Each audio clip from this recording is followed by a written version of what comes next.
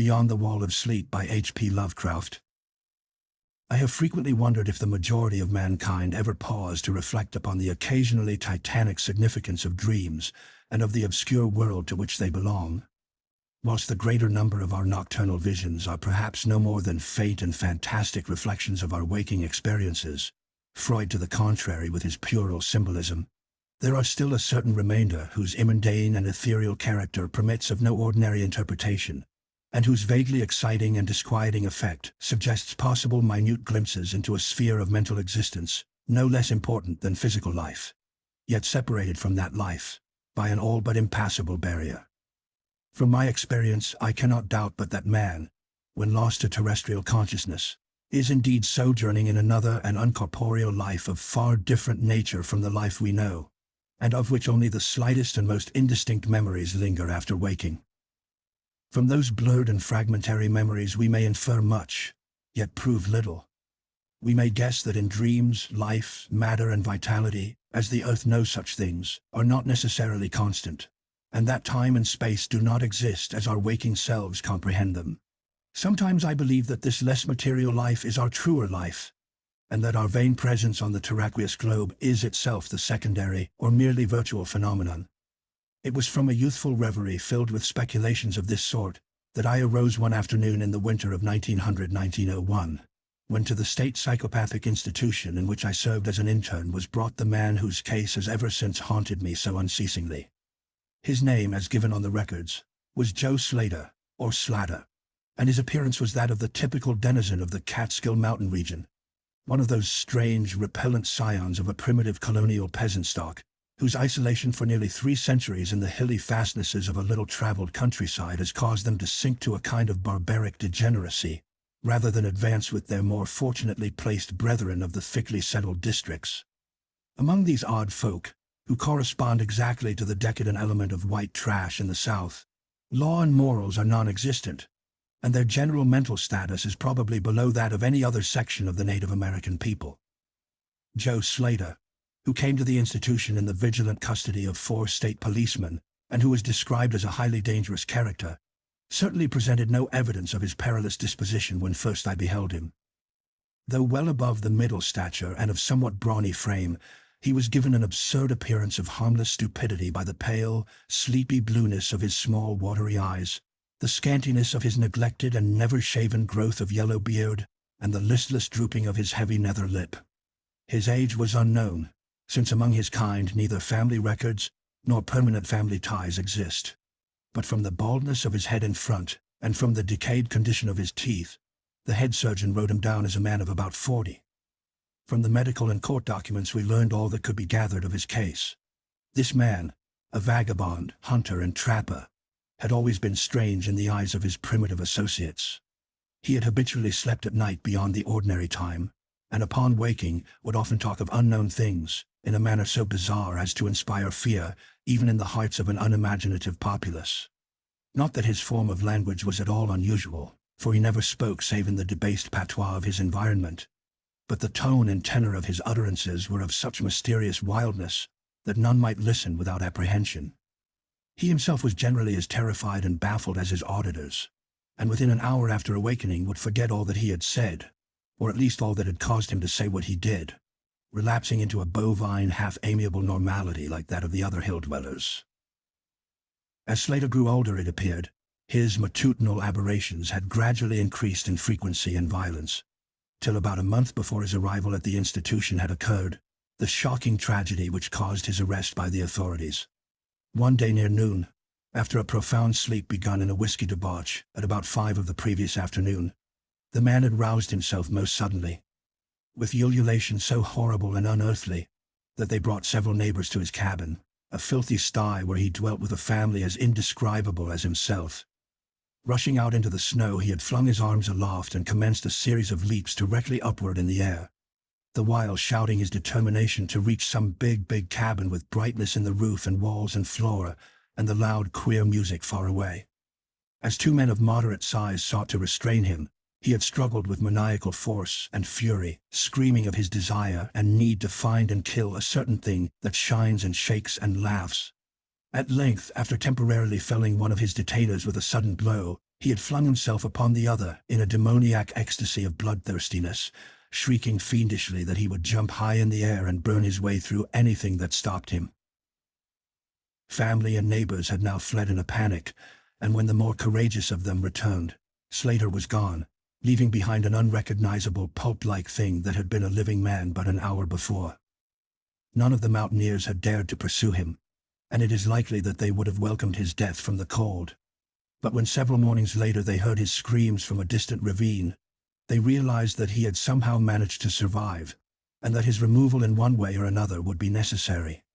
Then had followed an armed searching party, whose purpose, whatever it may have been originally, became that of a sheriff's posse after one of the seldom popular state troopers had by accident observed, then questioned, and finally joined the seekers. On the third day, Slater was found unconscious in the hollow of a tree and taken to the nearest jail, where alienists from Albany examined him as soon as his senses returned. To them, he told a simple story. He had, he said, gone to sleep one afternoon about sundown after drinking much liquor.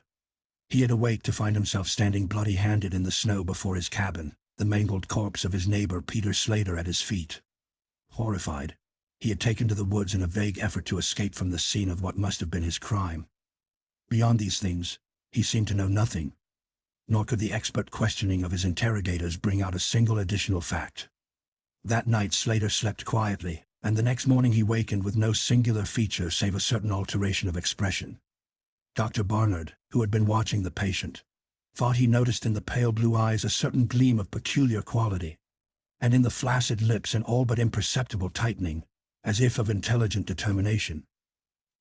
But when questioned, Slater relapsed into the habitual vacancy of the mountaineer, and only reiterated what he had said on the preceding day. On the third morning occurred the first of the man's mental attacks.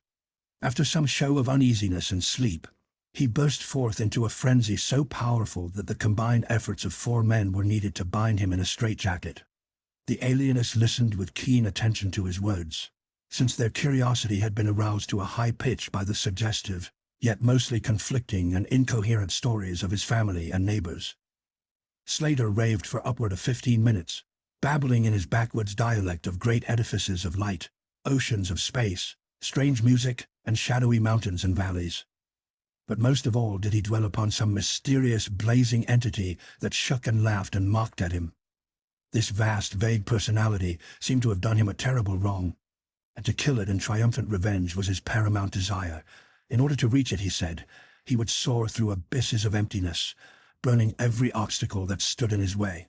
Thus ran his discourse, until with the greatest suddenness he ceased. The fire of madness died from his eyes, and in dull wonder he looked at his questioners and asked why he was bound. Dr. Barnard unbuckled the leathern harness and did not restore it till night, when he succeeded in persuading Slater to don it of his own volition, for his own good. The man had now admitted that he sometimes talked queerly, though he knew not why. Within a week 2 more attacks appeared, but from them the doctors learned little. On the source of Slater's visions they speculated at length, for since he could neither read nor write, and had apparently never heard a legend or fairy tale, his gorgeous imagery was quite inexplicable. That it could not come from any known myth or romance was made especially clear by the fact that the unfortunate lunatic expressed himself only in his own simple manner. He raved of things he did not understand and could not interpret, things which he claimed to have experienced, but which he could not have learned through any normal or connected narration. The alienists soon agreed that abnormal dreams were the foundation of the trouble, dreams whose vividness could for a time completely dominate the waking mind of this basically inferior man. With due formality, Slater was tried for murder, acquitted on the ground of insanity, and committed to the institution wherein I held so humble a post. I have said that I am a constant speculator concerning dream life, and from this you may judge of the eagerness with which I applied myself to the study of the new patient, as soon as I had fully ascertained the facts of his case. He seemed to sense a certain friendliness in me, born no doubt of the interest I could not conceal, and the gentle manner in which I questioned him. Not that he ever recognized me during his attacks, when I hung breathlessly upon his chaotic but cosmic word pictures, but he knew me in his quiet hours, when he would sit by his barred window weaving baskets of straw and willow, and perhaps pining for the mountain freedom he could never enjoy again. His family never called to see him. Probably it had found another temporary head, after the manner of decadent mountain folk. By degrees I commenced to feel an overwhelming wonder at the mad and fantastic conceptions of Joe Slater. The man himself was pitiably inferior in mentality and language alike, but his glowing titanic visions, though described in a barbarous and disjointed jargon, were assuredly things which only a superior or even exceptional brain could conceive. How, I often asked myself, could the stolid imagination of a Catskill degenerate conjure up sights whose very possession argued a lurking spark of genius? How could any backwoods dullard have gained so much as an idea of those glittering realms of supernal radiance and space about which Slater ranted in his furious delirium? More and more I inclined to the belief that in the pitiful personality who cringed before me lay the disordered nucleus of something beyond my comprehension, something infinitely beyond the comprehension of my more experienced, but less imaginative medical and scientific colleagues. And yet I could extract nothing definite from the man. The sum of all my investigation was that in a kind of semi-uncorporeal dream life, Slater wandered or floated through resplendent and prodigious valleys, meadows, gardens, cities, and palaces of light, in a region unbounded and unknown to man, that there he was no peasant or degenerate, but a creature of importance and vivid life, moving proudly and dominantly, and checked only by a certain deadly enemy, who seemed to be a being of visible yet ethereal structure, and who did not appear to be of human shape, since Slater never referred to it as a man, or as aught save a thing. This thing had done Slater some hideous but unnamed wrong, which the maniac, if maniac he were, yearned to avenge. From the manner in which Slater alluded to their dealings, I judged that he and the luminous thing had met on equal terms, that in his dream existence, the man was himself a luminous thing of the same race as his enemy. This impression was sustained by his frequent references to flying through space and burning all that impeded his progress. Yet these conceptions were formulated in rustic words wholly inadequate to convey them, a circumstance which drove me to the conclusion that if a true dream world indeed existed, oral language was not its medium for the transmission of thought. Could it be that the dream soul inhabiting this inferior body was desperately struggling to speak things which the simple and halting tongue of dullness could not utter? Could it be that I was face to face with intellectual emanations which would explain the mystery if I could but learn to discover and read them? I did not tell the older physicians of these things, for middle age is skeptical, cynical, and disinclined to accept new ideas. Besides, the head of the institution had but lately warned me in his paternal way that I was overworking, that my mind needed a rest. It had long been my belief that human thought consists basically of atomic or molecular motion, convertible into ether waves of radiant energy like heat, light, and electricity. This belief had early led me to contemplate the possibility of telepathy or mental communication by means of suitable apparatus, and I had in my college days prepared a set of transmitting and receiving instruments somewhat similar to the cumbrous devices employed in wireless telegraphy at that crude pre-radio period. These I had tested with a fellow student, but achieving no result, had soon packed them away with other scientific odds and ends for possible future use. Now, in my intense desire to probe into the dream life of Joe Slater, I sought these instruments again, and spent several days in repairing them for action. When they were complete once more, I missed no opportunity for their trial. At each outburst of Slater's violence, I would fit the transmitter to his forehead and the receiver to my own, constantly making delicate adjustments for various hypothetical wavelengths of intellectual energy. I had but little notion of how the thought impressions would, if successfully conveyed, arouse an intelligent response in my brain, but I felt certain that I could detect and interpret them. Accordingly, I continued my experiments, though informing no one of their nature. It was on the 21st of February, 1901, that the thing finally occurred. As I look back across the years, I realize how unreal it seems, and sometimes half wonder if old Dr. Fenton was not right when he charged it all to my excited imagination. I recall that he listened with great kindness and patience when I told him, but afterward gave me a nerve powder and arranged for the half-year's vacation on which I departed the next week. That fateful night I was wildly agitated and perturbed, for despite the excellent care he had received, Joe Slater was unmistakably dying. Perhaps it was his mountain freedom that he missed, or perhaps the turmoil in his brain had grown too acute for his rather sluggish physique. But at all events the flame of vitality flickered low in the decadent body. He was drowsy near the end, and as darkness fell he dropped off into a troubled sleep. I did not strap on the straitjacket as was customary when he slept, since I saw that he was too feeble to be dangerous, even if he woke in mental disorder once more before passing away. But I did place upon his head and mind the two ends of my cosmic radio, hoping against hope for a first and last message from the dream world in the brief time remaining.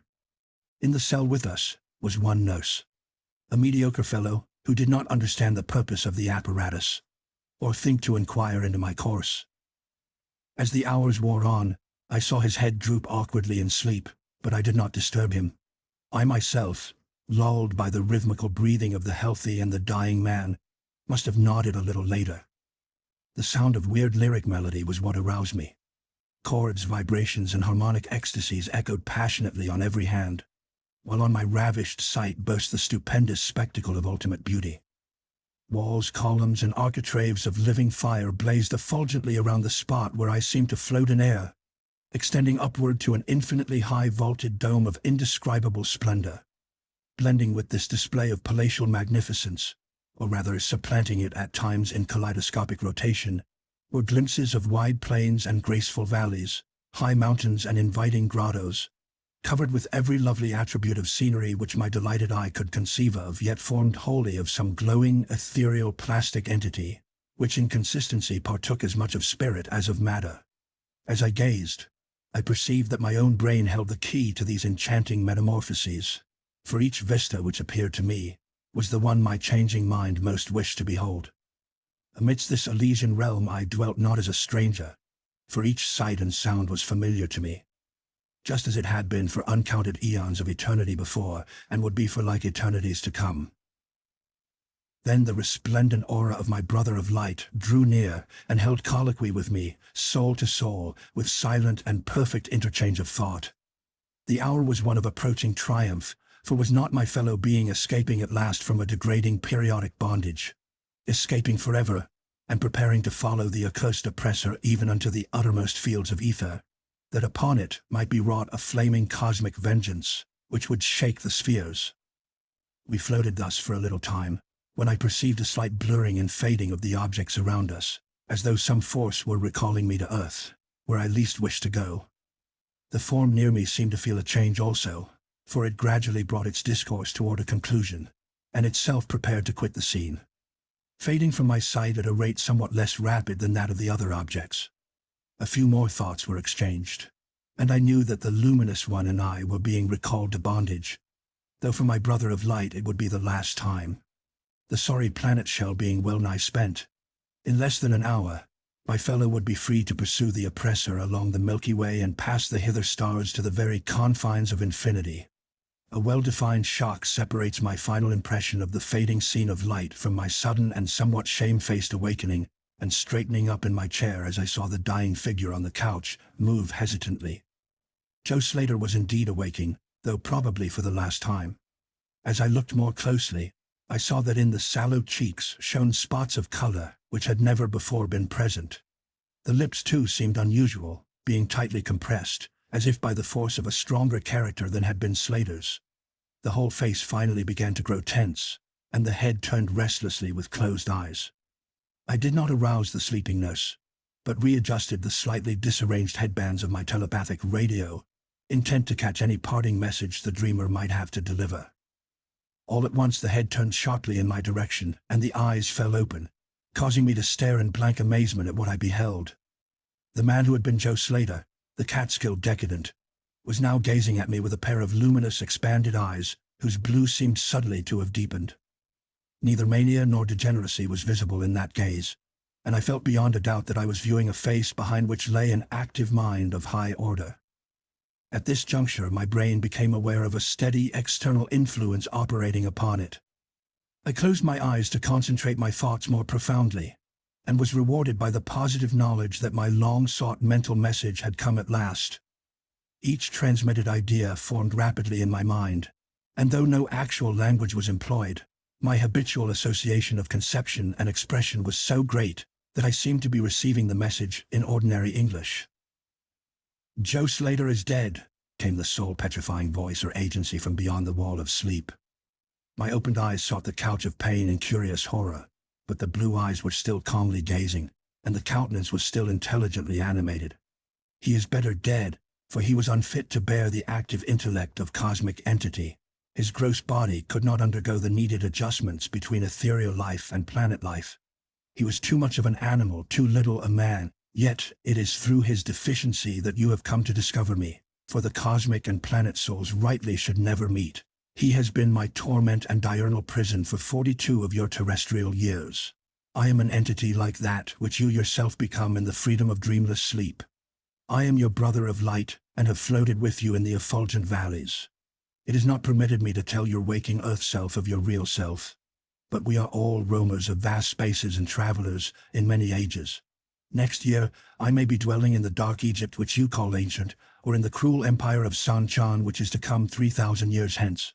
You and I have drifted to the worlds that reel about the red Arcturus, and dwelt in the bodies of the insect philosophers that crawl proudly over the fourth moon of Jupiter. How little does the earth self know of life and its extent! How little indeed ought it to know for its own tranquility! Of the oppressor I cannot speak. You on earth have unwittingly felt its distant presence, you who without knowing idly gave to its blinking beacon the name of Algol, the demon star. It is to meet and conquer the oppressor that I have vainly striven for eons, held back by bodily encumbrances. Tonight I go as a nemesis, bearing just and blazingly cataclysmic vengeance. Watch me in the sky close by the demon star. I cannot speak longer, for the body of Joe Slater grows cold and rigid, and the coarse brains are ceasing to vibrate as I wish. You have been my friend in the cosmos. You have been my only friend on this planet, the only soul to sense and seek for me within the repellent form which lies on this couch. We shall meet again, perhaps in the shining mists of Orion's sword, perhaps on a bleak plateau in prehistoric Asia, perhaps in unremembered dreams tonight, perhaps in some other form an eon hence, when the solar system shall have been swept away. At this point the thought waves abruptly ceased, and the pale eyes of the dreamer, or can I say dead man, commenced to glaze fishily. In a half-stupor I crossed over to the couch and felt of his wrist, but found it cold, stiff, and pulseless. The sallow cheeks paled again, and the thick lips fell open, disclosing the repulsively rotten fangs of the degenerate Joe Slater. I shivered, pulled a blanket over the hideous face, and awakened the nurse. Then I left the cell and went silently to my room. I had an insistent and unaccountable craving for a sleep whose dreams I should not remember. The climax? What plain tale of science can boast of such a rhetorical effect? I have merely set down certain things appealing to me as facts, allowing you to construe them as you will. As I have already admitted, my superior, old Dr. Fenton, denies the reality of everything I have related. He vows that I was broken down with nervous strain, and badly in need of the long vacation on full pay, which he so generously gave me. He assures me on his professional honor that Joe Slater was but a low-grade paranoiac, whose fantastic notions must have come from the crude hereditary folk tales which circulate in even the most decadent of communities. All this he tells me, yet I cannot forget what I saw in the sky on the night after Slater died. Lest you think me a biased witness, another's pen must add this final testimony, which may perhaps supply the climax you expect. I will quote the following account of the star nova Persei verbatim from the pages of that eminent astronomical authority, Professor Garrett P. Service. On 22nd of February, 1901, a marvelous new star was discovered by Dr. Anderson of Edinburgh, not very far from Algol. No star had been visible at that point before.